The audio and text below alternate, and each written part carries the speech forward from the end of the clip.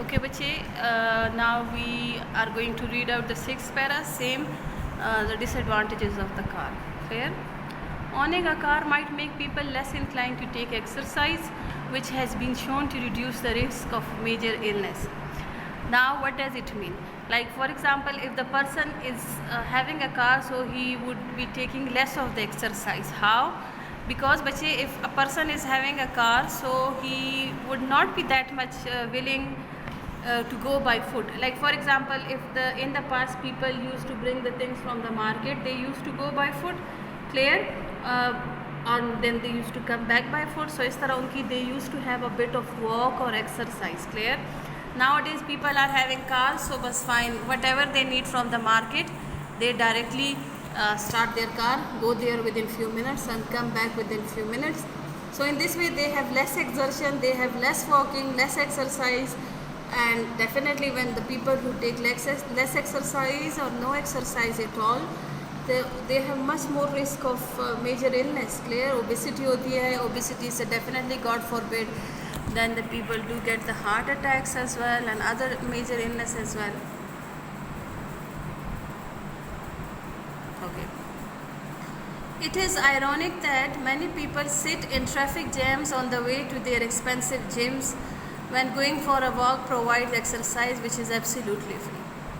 Now it's quite ironic, like see, the people are sitting or going to their gym and even in the car, and then see, and they are stuck into so much traffic jams, this and that, but still they are waiting and finally they go to their gym and spend their money. Definitely gym is going to cost you, it's not going to provide services free of cost.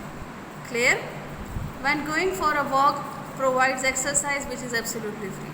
So instead of going to the gym, you can go for a walk, and the time which you are spending in the gym, that time you can spend in walking, and it would be your exercise and free of cost.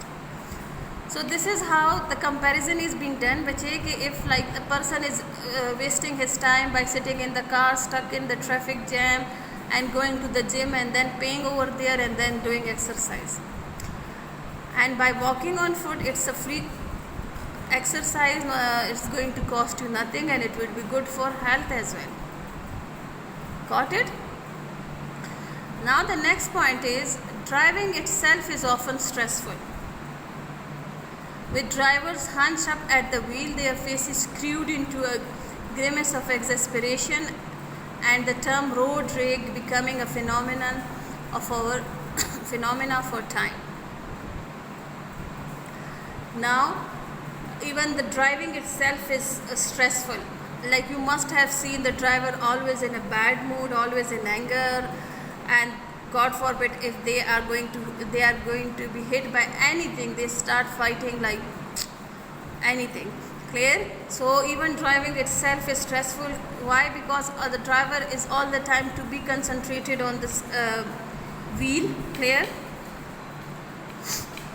And all the time, like it's a stressful experience, and always his face will have such a harsh and negative expressions full of anger. Clear?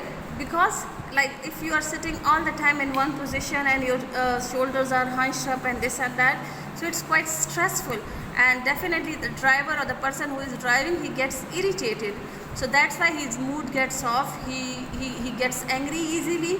Clear? And he starts fighting. Definitely as a result he starts fighting with every second person. Okay. Now the other is, cars encourage antisocial behavior. A quick look at a line of cars waiting at traffic lights reveals that almost all of them contain only the driver, meaning that the pollution created by each vehicle is caused by one single person. Now cars are creating the antisocial behavior as well. Like for example, like if there is a bus and it is traveling, so and it is emitting the fuel, so one bus is emitting the fuel, but inside the one bus there are 50-60 people. 50-60 people are responsible for emitting the fuel or emitting the gases from one vehicle. But in cars, every person, you will see that in the car that mostly in the car there is just one person who is driving. So each and every person is responsible for disturbing, for polluting the environment. This is the difference. Clear? And in other sense, you can also take that it is encouraging antisocial behavior. Like if in a bus, you are there in a bus, you do talk to the people, you come to know about the people, may you get friendship with someone. But in cars, you are traveling by your own self, so there is no such interaction with the other people. Clear? Such drivers are undoubtedly selfish. Clear? So such drivers who are just sitting by themselves, driving the car and contributing to the environmental pollution, they are quite selfish. Instead of using their cars, they should use the public transport. Clear? Because one bus would be emitting, 50-60 people would be emitting just from the bus. Those who 50-60 people are responsible for contributing 1% pollution into the environment. But in cars, just one person is sitting, and because of them the number of cars have increased on the road, and definitely then the number of pollutants and the number of poisonous gases will be multiplied. Clear? So such behavior is quite selfish. Okay. In an attempt to combat this, some cities encourage people to share transport to work or to use alternatives like the train, with incentives provided such as free parking at the station. Now, in order to reduce this risk, some countries have encouraged these things that people should share their vehicle who are going for work. Clear? Like for example, if I am driving a car and there are 3-4 people living nearby me, and I know that they are going almost to the same area where my office is, or they are working in the same area where we are working in the same office where I am working, so why not I should offer them, like instead of I should take my own car, the other person is taking his own car, and then the third person is taking his own car. So, and we are going to the same area, so why not I should offer them that they should go with me. In this way the vehicle on the road would be less, and the pollution would be less. So in some countries this thing is being encouraged, that people should share the transport who are going for work, and they should use another alternative, like they can go through train, they can go through the local bus. Clear bache? Okay. Many modern cities can barely cope with their volume of traffic, and congestion is common, particularly during rush hours when people are driving to and from work.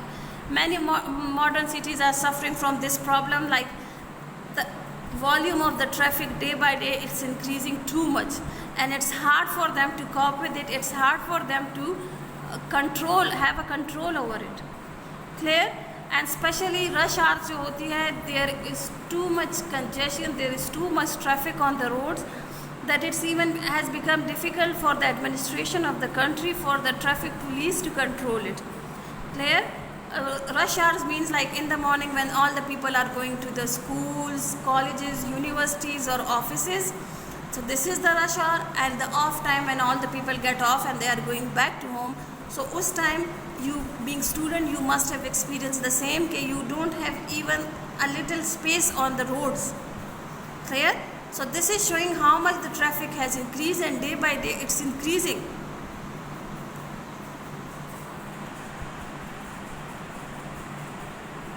Solutions are to stagger working hours or to allow people to work from home. The best remedy is a congestion charge for traveling in city centers, as has been implemented in London and Singapore. Either people have to control, like we have to change the working hours, or we have to, the solution to this is that people should start working from home the way we are doing in pandemic. So in this way it will reduce the you can say the traffic and all these things on the road. Clear bache? So bache, so far we have talked about, in the start this passage was about the cars. We have talked about the advantages of cars. Definitely it has brought so many advantages into human life. Traveling has become easy. The journeys which used to take long and long hours or days, clear, by traveling on foot, now it has become so easy. Clear? Movement has become easy. Job opportunities has become available to the people, but along with that now the more roads and construction is being done into the cities. and all these things, friend circles, social circles have circles have been improved.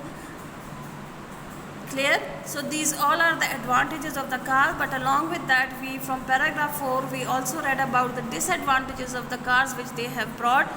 And those disadvantages were, first of all, the fuel in the cars, it gives off pollutants which are quite harmful for the health, especially for your respiratory system. Then we talk about it like the fuel or the gases which are emitted from the cars. They are causing the greenhouse effect, which is causing the global warming and affecting or damaging or depleting the ozone layer, which is protecting the life on Earth. Then we talk about, because of the car accident, millions of people per year are losing their lives.